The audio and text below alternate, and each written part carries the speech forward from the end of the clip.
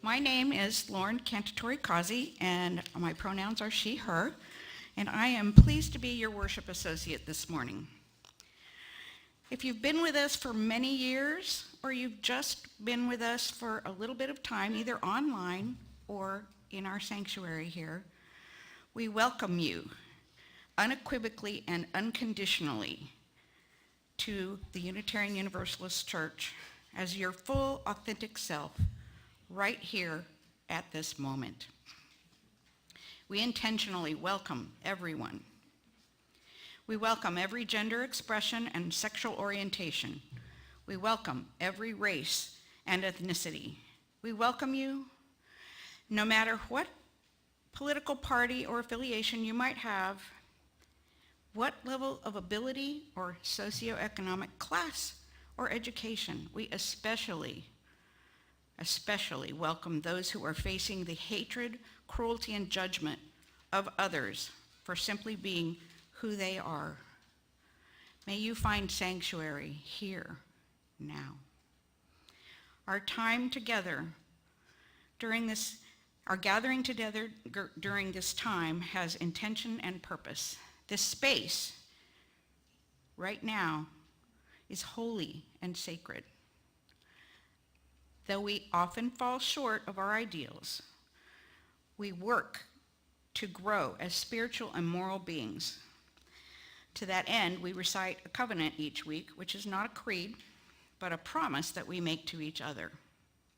Our congregation has also adopted a covenant of positive relations, which is a longer statement of how we as a congregation live into our covenant, both within and outside these walls.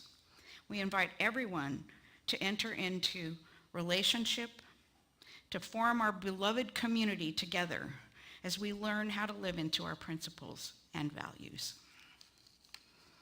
We have a few announcements today. There is a board meeting on Tuesday at 6:30 p.m. in the Raspberry Room. All are welcome to attend. There will be an informal discussion after the service for people who are wanting to process and share feelings about the recent events this week. And I'm going to invite Laura up to talk about Tacos Not Bombs.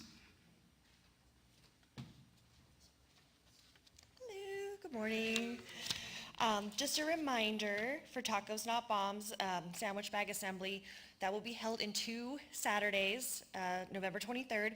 We are going to stick with the 11 a.m. time frame. So if you are able to come and help assemble sandwich bags, that would be great. It'll be just right here in our kitchen. And then also, I have stepped down as coordinator for Tacos Not Bombs, so we are currently seeking a replacement. Coordinator duties include creating the monthly flyers, shopping for sandwich bag supplies, coordinating volunteers, seeking donations, and then of course helping make the sandwich bags. So if you are interested in taking on this role, please reach out to me or Kirk Newport by next Sunday, the 17th, so we can get that transition. Thank you. I want to remind people that Tacos Not Bombs is part of our mission of this church. We do this as part of our outreach in the community, and this is really, really important. So if anyone has, even if it could be co-coordinators, I'm sure that would work too. So, and now I'd like to invite Ren up to talk about the stewardship campaign.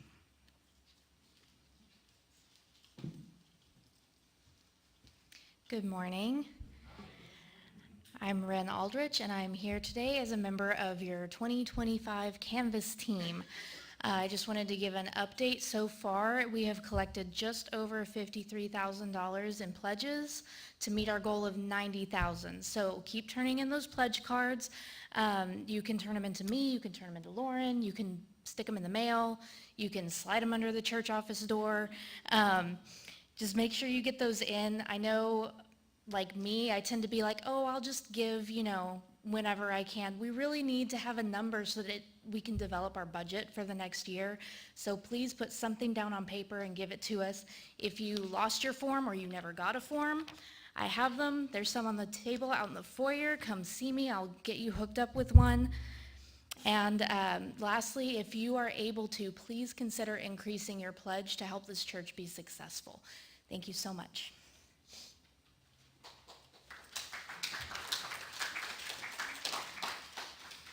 We are now needed more than ever. It's our custom in this church to offer visitors and newcomers an opportunity to share their name and a little bit about themselves if they feel comfortable.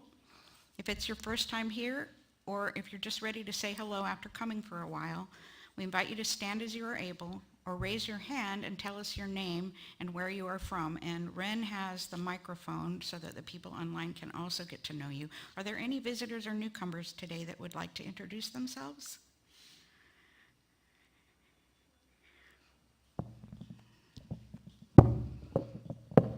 Hello, can you guys hear me? Yeah. My name is Olivia Lopez.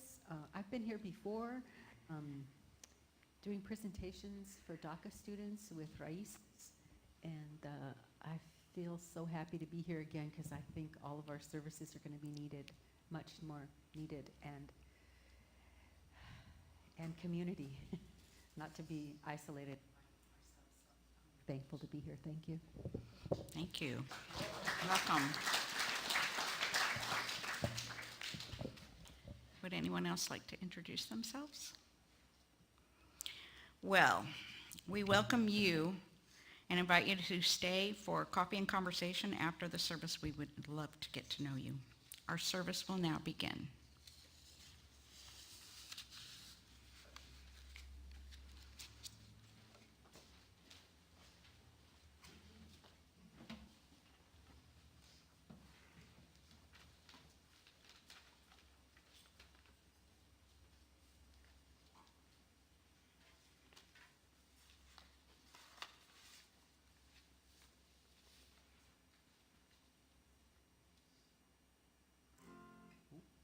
Help if I turn it on, right?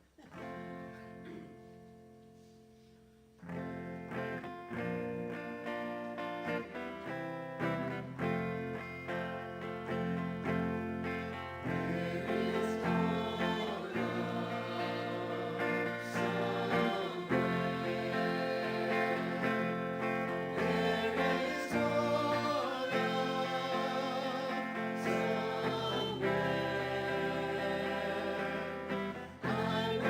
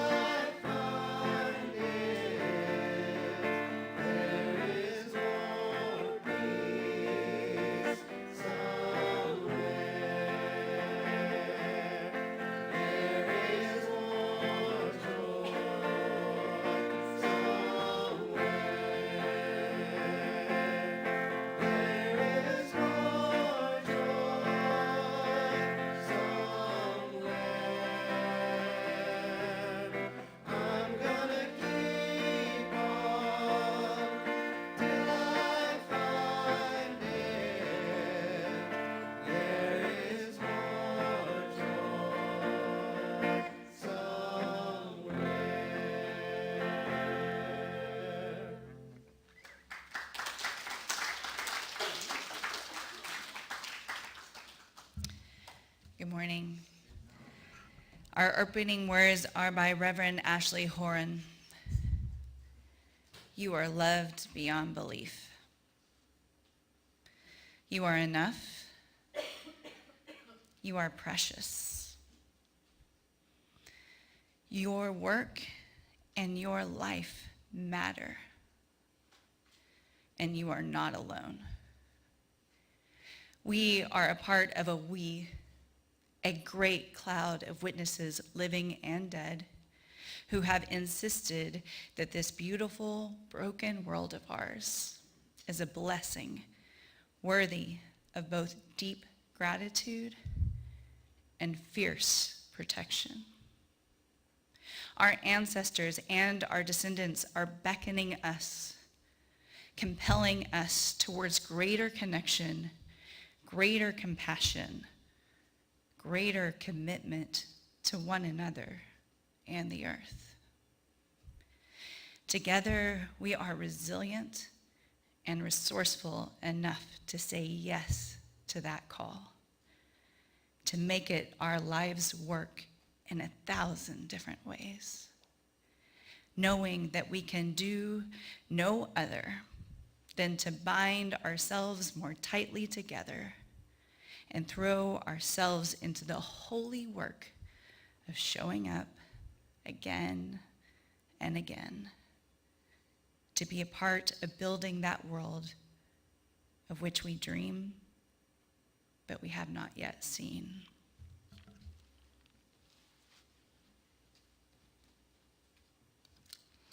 I'd like to invite Ollie up to light our chalice this morning as I share these chalice lighting words. If there were ever a time for a candle in the darkness, this would be it. Using a spark of hope, kindle the flame of love, ignite the life of peace, and feed the flame of justice.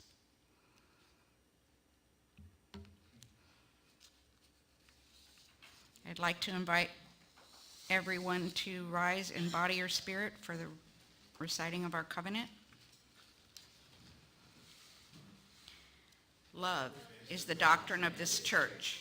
The quest of truth is its sacrament, and service is its prayer. To dwell together in peace, to seek knowledge and freedom, to serve human need to the end that all souls shall grow into harmony with the divine. Thus do we covenant with each other and with all we hold sacred. You may be seated.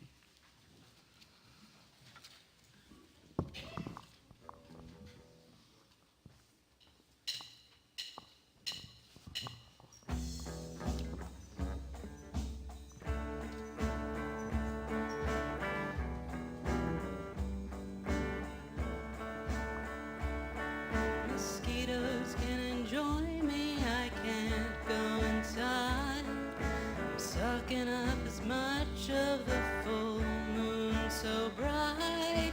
Fireflies zooming through the yard like highway cars. Someone out here burning something, kids feeling alive. Freight train stampeding through my backyard. It'll run across the plains like the new buffalo replaced.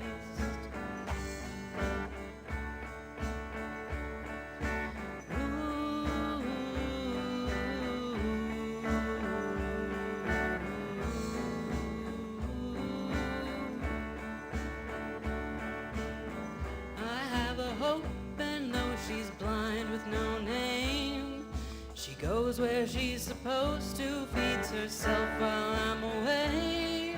Sometimes I think it would be easier without her, but I know nothing can hurt me when I see her sleeping face.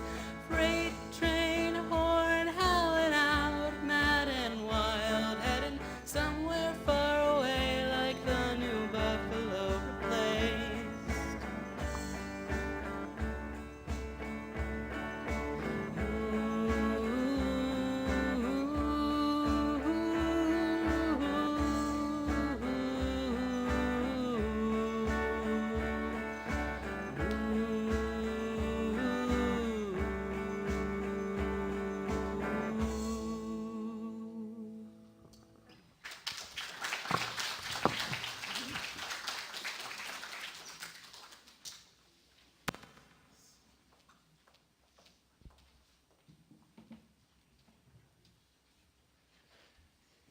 Good morning.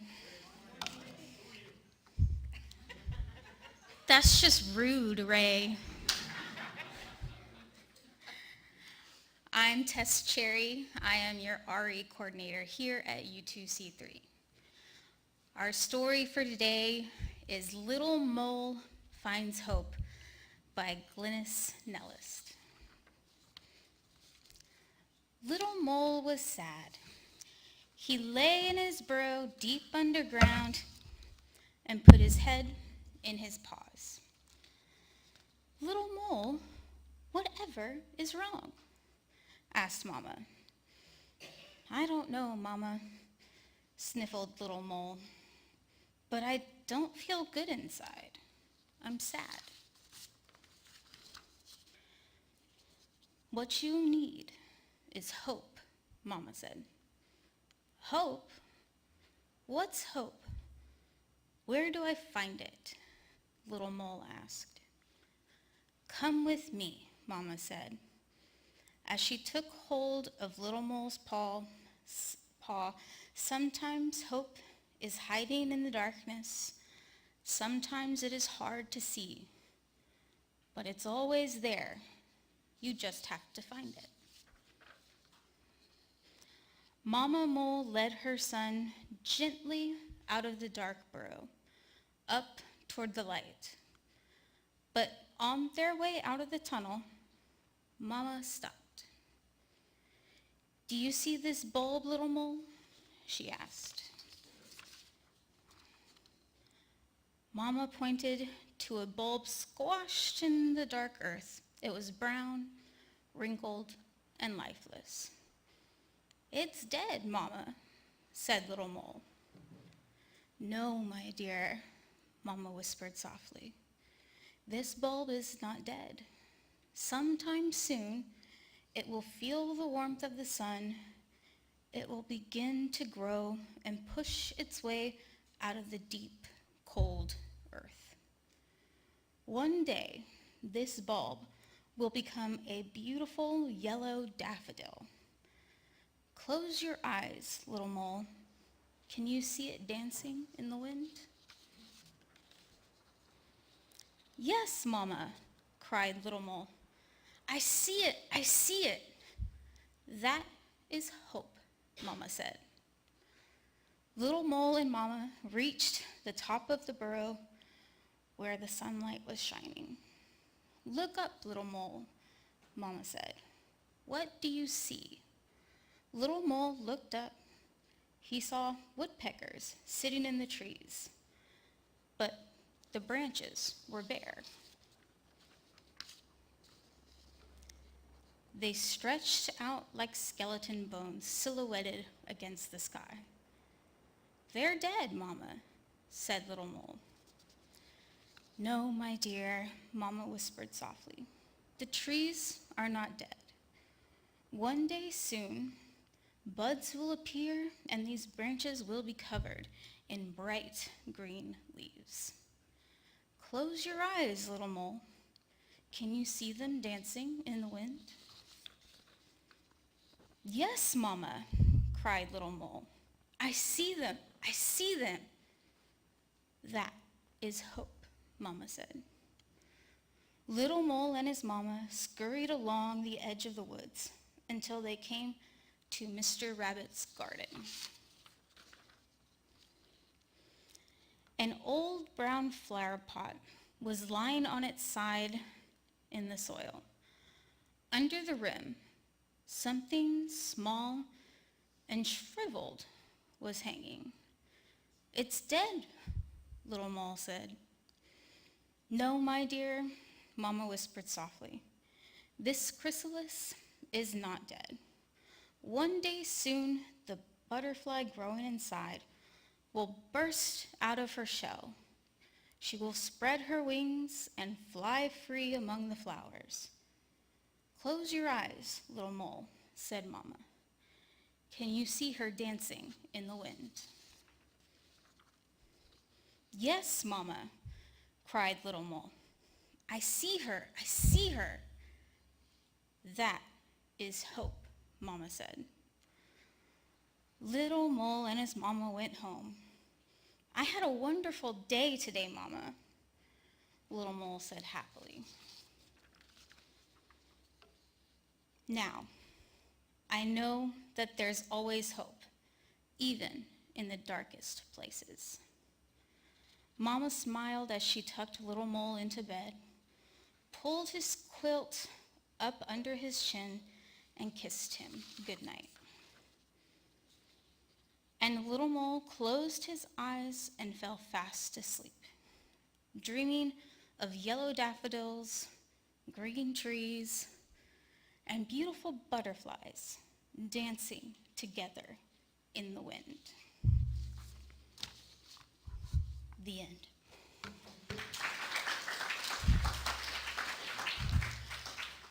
All right, so I see no children in the audience. So those with the young at heart, if you want to join me in RE, let's go. I'm gonna sing you out. Oh, come on. I would have been diva today. Okay. After our meditation reading and our time of silence, and when the music begins, all who would like to are invited to come to the chalice table and light a candle representing a joy or sorrow you might be holding in your heart today. Please come up one at a time using the middle aisle. And if you're with us online today, you're welcome to use the chat feature to share any joys and sorrows you might have. Did you want to read the meditation? Do you want me to? Okay,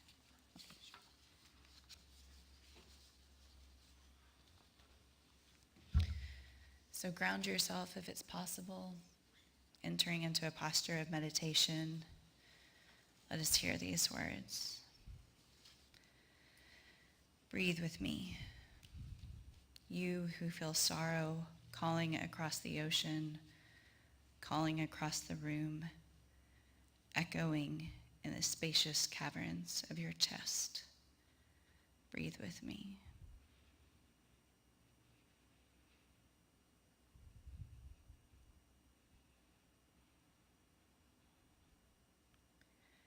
You who wake with the sun, carrying a relentlessness to make justice and do mercy, breathe with me.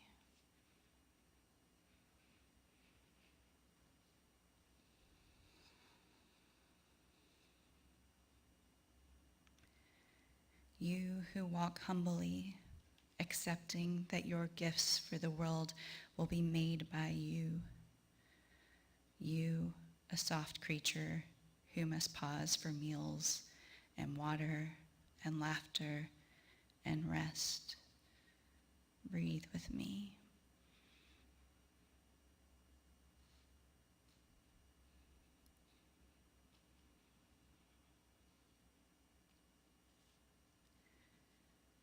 You who sing by heart songs of peace, hope, joy, and love this world into a home.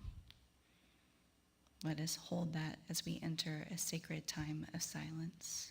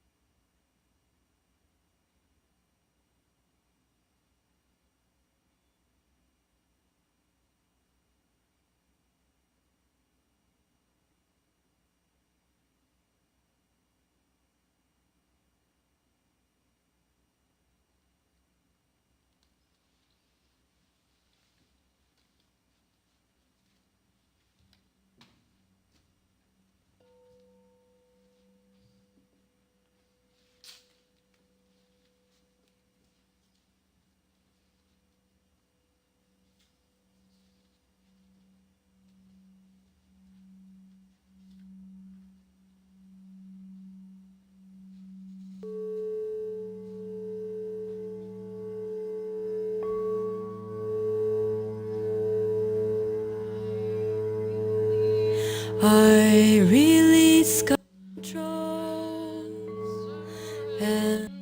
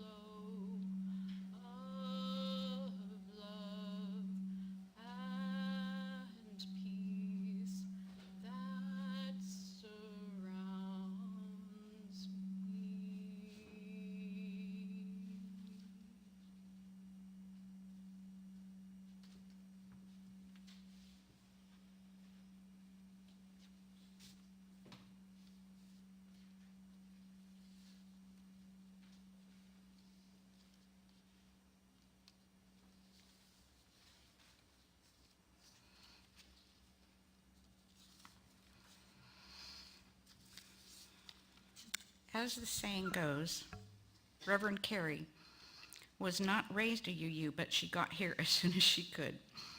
Since becoming a UU, Carrie has been an active and involved leader in Unitarian Universalism, leading efforts for facilitating religious education programs, organizing efforts for UU the Vote, and working as an activist and chaplain during the Texas legislative sessions. She is a proud member and speaker of the Texas Unitarian Universalist Justice Ministry. Before getting the call for ministry, Reverend Carrie used her master's in public policy to work for the Texas legislature. She brings her experience in the legislature and her passion for change in the ministry. Reverend Carrie is happily married to Russell, with whom she gets to raise 2 wonderful children and 2 very loved but odd cats. I'd like to welcome Reverend Carrie Holkey-Hurt.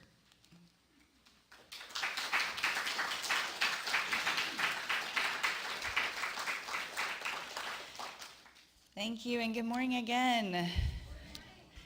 I am here on behalf of your Texas Unitarian Universalist Justice Ministry, and I'm here to preach a message of hope. But y'all, I'm not going to blow smoke. I'm not here with some Pollyanna message. I am not here to speak about things that I could not possibly know. I am here to ground us in our values and in our history so that we can focus on our shared goal of a more loving and compassionate world. That's why we show up here every Sunday, right? So let's come to church. Now, if you are not feeling hopeful right now, Ray, I get that. It makes a lot of sense. If you're grieving, I'm grieving too. If you are enraged by the white supremacy and heteropatriarchy of it all, I am enraged too. We have just learned that the values that we stand for as a religious people, values that spring from love, like equity and justice and pluralism, y'all, those are not held by a significant portion of our fellow citizens. That hurts. I know that hurts. For those of us that are queer, trans, or in the BIPOC community, or are immigrants, it doesn't just hurt, it's terrifying. Some of you have worked hard with a heart full of hope that our values would prevail, and I can only imagine that seeing all of your work come to what you see as nothing, it must feel devastating. I know you're tired and sad and angry, and probably at times you just want to be done with it all.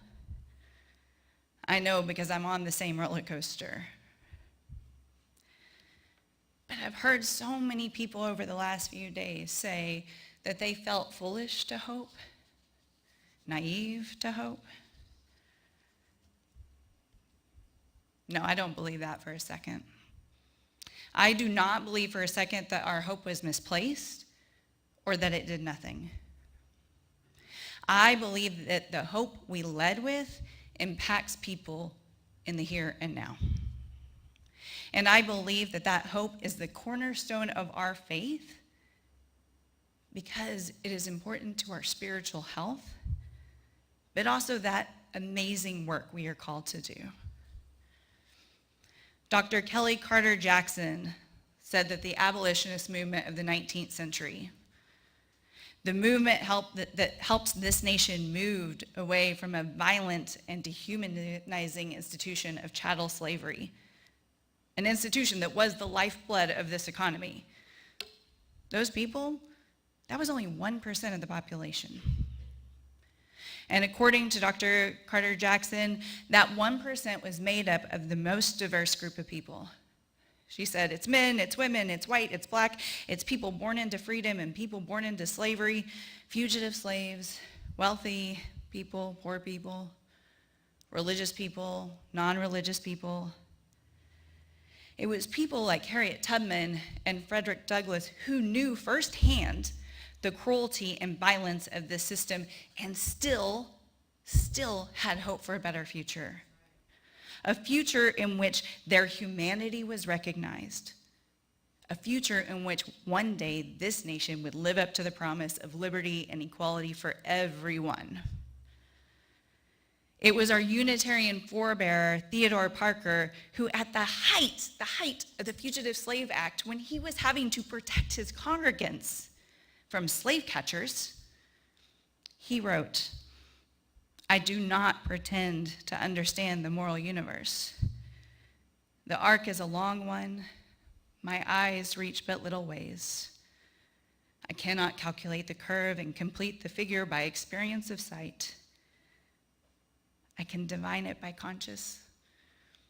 And from what I see, I am sure it bends towards justice. He said this in 1853, a horrible and violent time in this country. In just 4 years, the Dred Scott decision would deny citizenship to people of African heritage. And a few years later, we would be in a bloody civil war. When he said that the moral arc of the universe bends towards justice, it wasn't because he was looking at some kind of linear progression of goodness. He was in the middle of it and unsure what the outcome was going to be. What he did is he looked at history And he saw all the ways that cruel and greedy men do not prosper forever. But mostly, I think it was his faith. His faith that told him the world could be better, that we could treat one another better, that the laws of the land could protect everyone. But he didn't just hope. He took his hope and he turned it into action, even though the times were violent. He was guided by hope. And that's because hope is fundamental to who we are as a religious people. It gives us life. It motivates us to do things even when times are scary. But we can't just wait to feel hopeful. Hope, as activist Marian Kaba says, is not optimism. Hope is a discipline, and it's one we have to practice every single day. We don't wait for the spirit of hope to hit us. We cultivate it in ourselves. And we do this by protecting our energy and using our resources wisely. So instead of doom scrolling or holding visual by our television, we put our energy into one another. Because when we say insulated and we inundate ourselves with information, it's the same as going into a condemned building every single day and going, look at that new broken window. Look at that one. It's a condemned building. It's not a good use of your time or your energy. Instead, we use our one precious life in the service of hope, in the service of each other. We join with those who are facing the most oppression. We take their lead, and we do the work. And in that, we are nourished, y'all.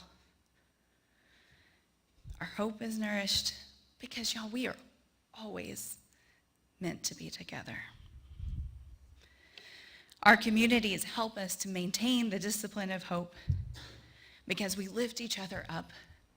We bring comfort to each other. We bring inspiration to each other. It's a beautiful cycle.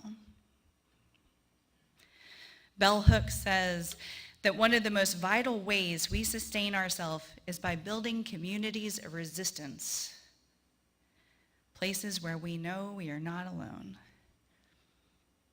And good news, because here we are. We have community. As a person in this congregation, you have each other to comfort, to work together, and most importantly, to help each other stay in that discipline of hope. And you have tools from TechShujim. TechShujim can help us all move deeper into our faith. They offer things like the trans inclusion and congregation free to every UU church in Texas. They bring in speakers like Paula Cole-Jones and people to speak on the climate so that we can grow deeper into our faith and more sophisticated in the work we are called to do. We also, because of TechShujim, are part of a larger community than just us here. I love that you are all here. I love that you have each other. And we have larger resistance that we need to be a part of. And so that's what TechShujim is doing for us. Through the Thursday night action hour, we are connected to all 40 churches here in the state.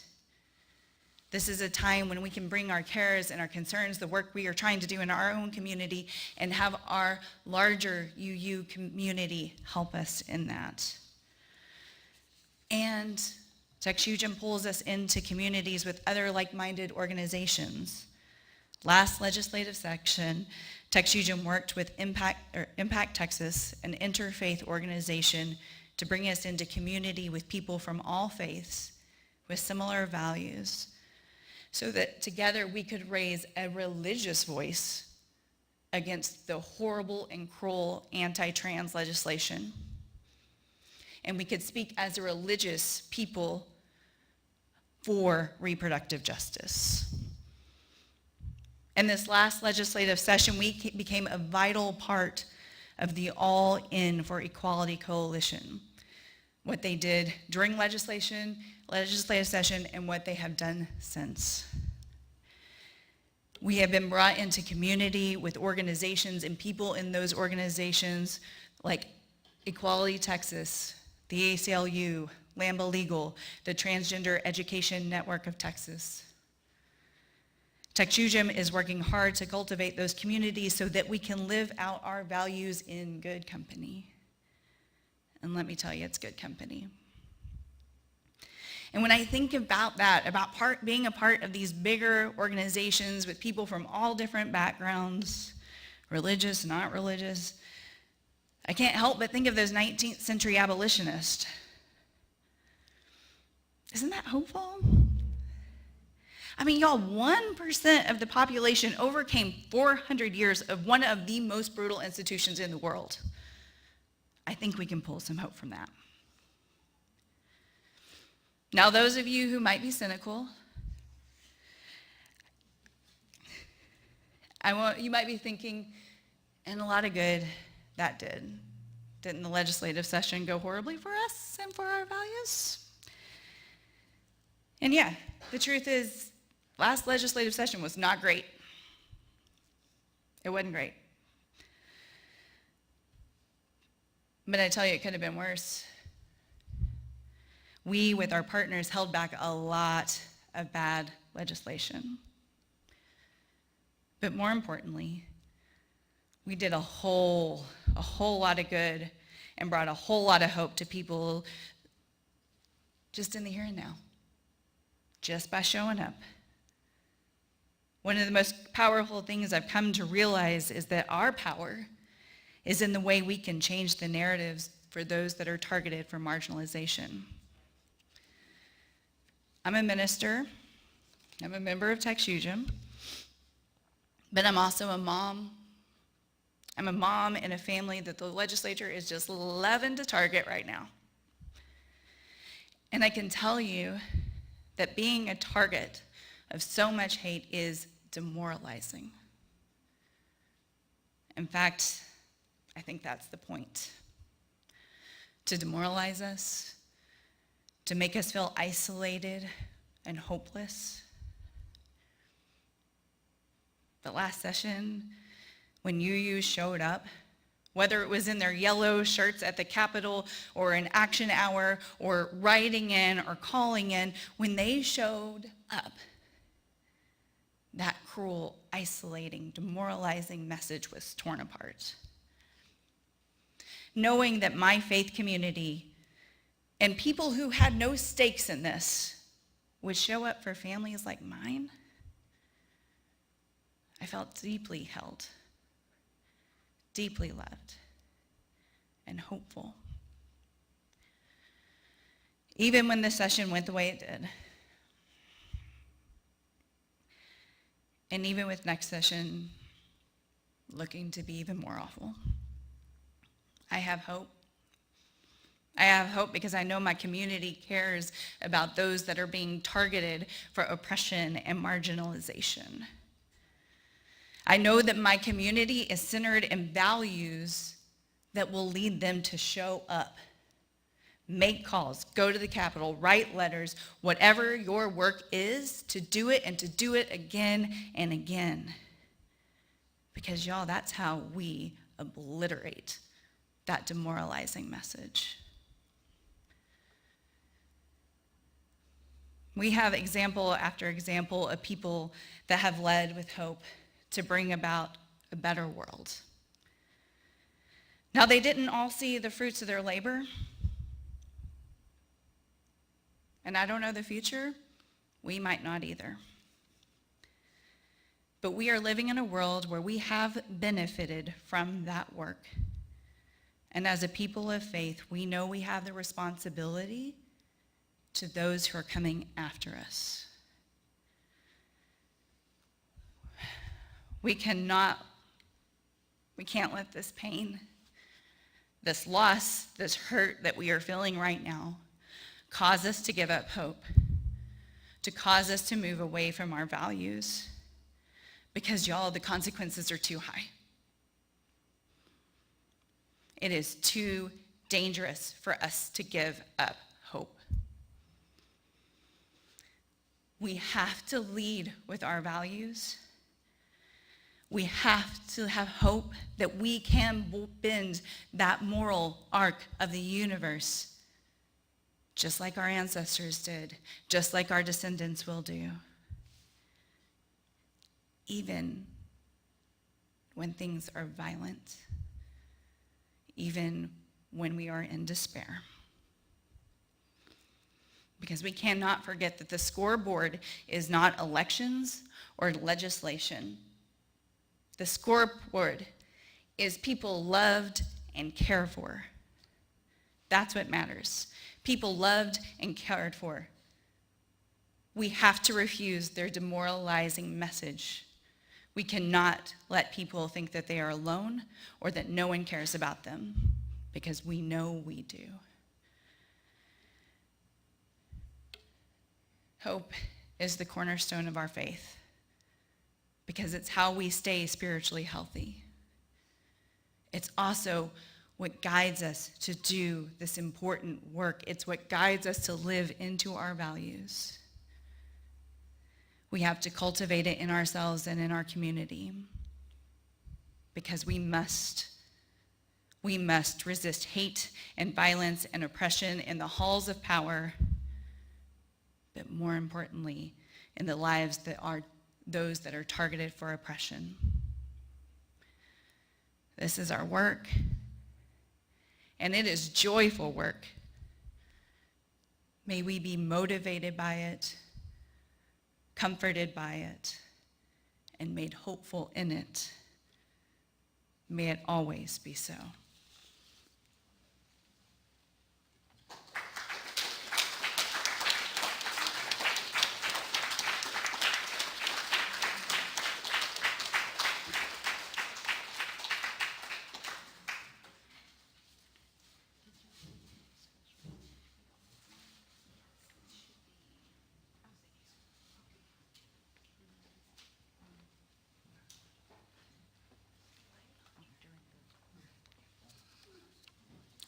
Now is the time that we participate in the care of our church community by giving and receiving the offering. If you are contributing to your pledge today, please write pledge on your check or cash envelope, and when the music begins, the ushers will present the offering baskets to you, and all you have to do is drop your offering in, no passing required. In addition to the basket, and for those joining us at home, we have several options for making a Sunday offering. Please use the links online, on screen. You can give through our website, by PayPal, or using the Venco mobile app. And your offering, no matter how you make it, will be gratefully received. We will now proceed with the collection of the offering. Please remain seated after the music is over for the closing of our service.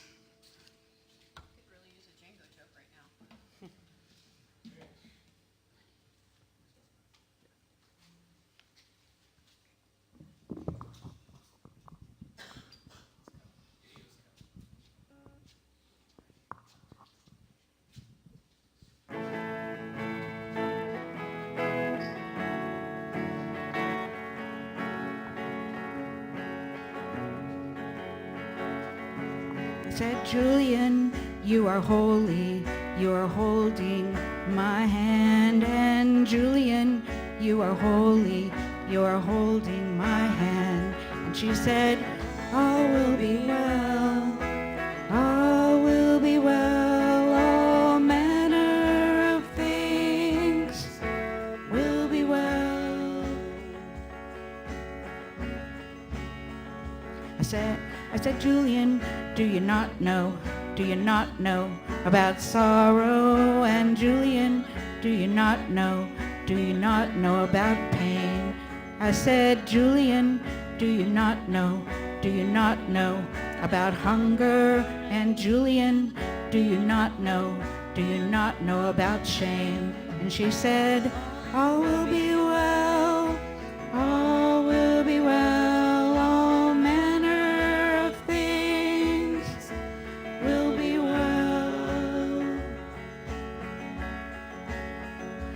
I said, Julian, do you not know about loneliness? And Julian, do you not know about disease? And I said, Julian, do you not know about cruelty? I said, Julian, it's too much.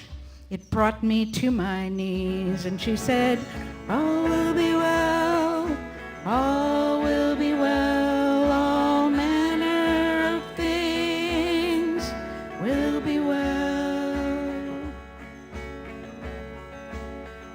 And she said, Julian, does not know about sorrow, and no one does not know about pain.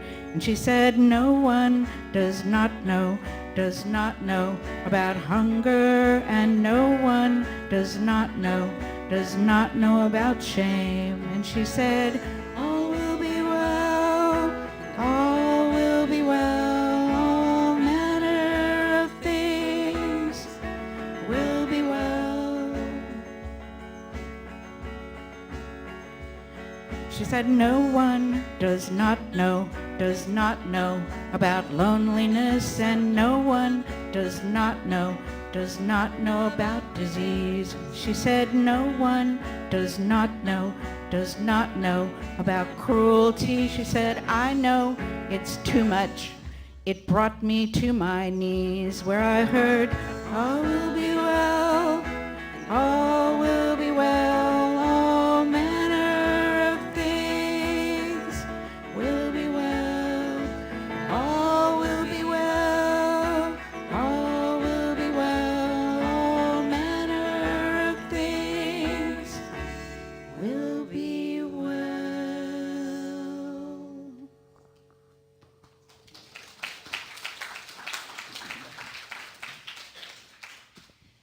We have a video from the executive director of TechSugen, if that's okay if we play it before I send you out with the blessing.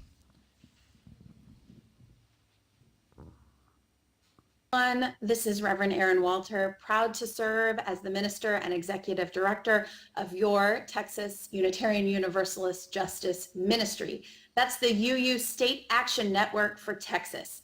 What does that mean? Why is that important? Well, we are the only organization of our kind, and I asked some of our volunteer leaders to tell you in their own words what that means. I'm Bruce Harris. I'm a board member of TechSugen, and we need TechSugen because it puts our faith into practice. My name is Karen. I'm a Texas UU Justice Ministry board member, and Texas UU JM is needed because it's really important that we as people of faith speak truth to power, especially in Texas, and that we do it from a value-driven lens. And it's also deeply important that the people of Texas understand that there are people of faith on their side. I'm Tim Gibson. I'm a board member of Texas Unitarian Universalist Justice Ministry. And Texas UU is needed because, as a state action network, it is in a unique position between the national UUA and local Texas congregations and partners to organize, lead actions, and be the amplified voice of our values at the state capitol and the world on matters that directly impact Texans. I'm Dale Story, board member of Texas Unitarian Universalist Justice Ministry, and we need Texas UU because it provides spiritual grounding and training, and it promotes our Unitarian Universalist values in the public square at the local, state, and national levels. My name is Sarah Burrell Harrop. I'm the intern minister for the Texas UU Justice Ministry, and we are so needed because hope is a verb, and Texas UU Justice Ministry provides a place where our community can gather to hope and to love and to dream as we bend Texas towards justice. There's no other organization like the Texas UU Justice Ministry, and the need for justice organizing in Texas is so high. So I thank all of our volunteer leaders, including the ones you heard from, and I thank all of our donors. We would love to hear from you about what your personal why might be for this work, you can find us on Facebook. You can find us at txuujm.org. And while you're there, won't you please become a sustaining giver, supporting this work on a regular basis that we can depend on so that we can grow our capacity and our strategies and make a greater impact together for a state that really needs us and really needs UU values in the public square. Thank you so much for being part of the Texas UU Justice Ministry. We'll see you soon in action. For those of you that are not already following TexUGM, I would say one hopeful action you could do today is to sign up to their newsletter and then do the spiritual work of reading your emails. And now I would love to bless you all. As we leave this sacred space, may you remember that you are loved beyond measure, that love holds you. It holds you in your grief. It holds you in your fear. It holds you in your sadness and in your joy. Love holds all of us. May you feel this, and may you take it into the world as you continue to do the hopeful work we are called to do. Amen, and blessed be.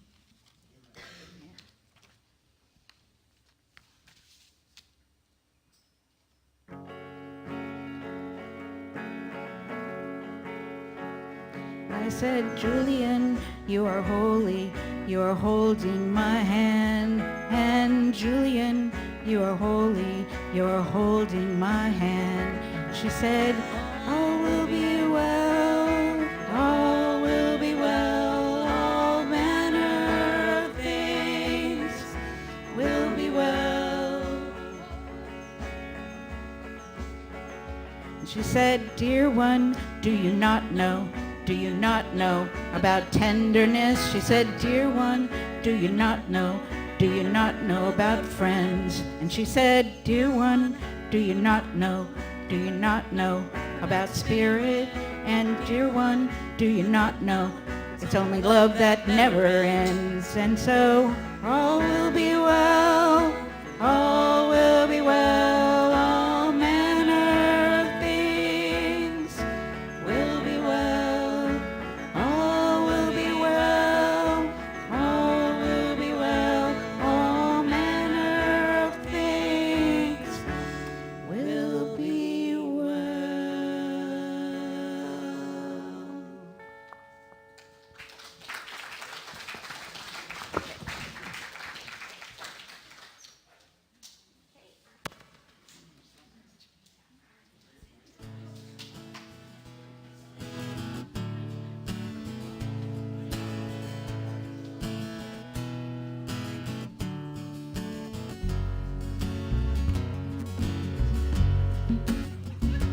I said, Julie,